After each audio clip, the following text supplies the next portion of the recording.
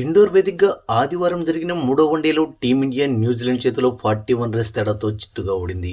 దాంతో 2-1 తేడాతో సిరీస్ను చేజార్చుకుంది. మరోవైపు న్యూజిలాండ్ వన్డే క్రికెట్ చరిత్రలోని భారత గడ్డపై మొట్టమొదటి వన్డే సిరీస్ గెలిచి చరిత్ర సృష్టించింది. డారెల్ మిచెల్ తిరుగులేని బ్యాటింగ్ న్యూజిలాండ్కు సిరీస్ను కట్టబెట్టింది. ఇక సిరీస్ ఓటమి తర్వాత టీమిండియా కెప్టెన్ శుభ్మన్ గిల్ భారత ఓటమిపై మాట్లాడుతూ ఏమన్నాడంటే, ఫస్ట్ వన్డే గెలిచిన తర్వాత కూడా సిరీస్ను చేజార్చుకోవడం పూర్తిగా డిసప్పాయింట్ చేసింది.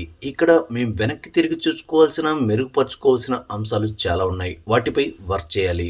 అయితే సిరీస్ ఓడిపోయినప్పటికీ కూడా కొన్ని పాజిటివ్ అంశాలు ఈ సిరీస్లో మాకు కనిపించాయి. అవేంటంటే, మొదటిది విరాట్ కోహ్లీ బ్యాటింగ్ చేస్తున్న తీరు. అది ఎప్పుడు కూడా జట్టుకు ప్లస్ పాయింటే. అలాగే హర్షిత్ రాణా ఈ సిరీస్లో బ్యాటింగ్ చేసిన విధానం బాగుంది. నెంబర్ 8లో బ్యాటింగ్ వచ్చి అలా ఆడడం అంత ఈజీ కాదు. చాలా బాధ్యతగా బ్యాటింగ్ చేస్తున్నాడు.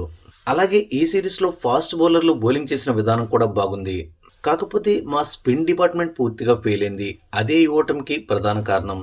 ఇక నితీష్ కుమార్ రెడ్డి విషయానికి వస్తే, ప్రపంచ కప్ను దృష్టిలో ఉంచుకొని మేము నితీష్కు మరిన్ని అవకాశాలు ఇవ్వాలనుకుంటున్నాం. అతనికి తగినన్ని ఓవర్లు బౌలింగ్ చేసే అవకాశం ఇచ్చి మాకు కావాల్సిన కాంబినేషన్పై వర్కౌట్ చేస్తామని శుభ్మన్ గిల్ చెప్పుకొచ్చాడు. ఇక ఈ మ్యాచ్లో ముందుగా బ్యాటింగ్ చేసిన న్యూజిలాండ్కు Darrell Mitchell, Glenn Phillips centuries నమోదు చేయడంతో 337 పరుగుల భారీ స్కోర్ నమోదు చేయగలిగింది. అనంతరం టీమిండియా 46 ఓవర్లో 296 పరుగులకు ఆలౌట్ అయింది. విరాట్ కోహ్లీ సెంచరీ, నితీష్ కుమార్ రెడ్డి, హర్షిత్ రాణా హాఫ్ సెంచరీలు చేసినప్పటికీ టాప్ ఆర్డర్ ఫెయిల్యూర్ టీమిండియా ఓటమిని సాధించింది.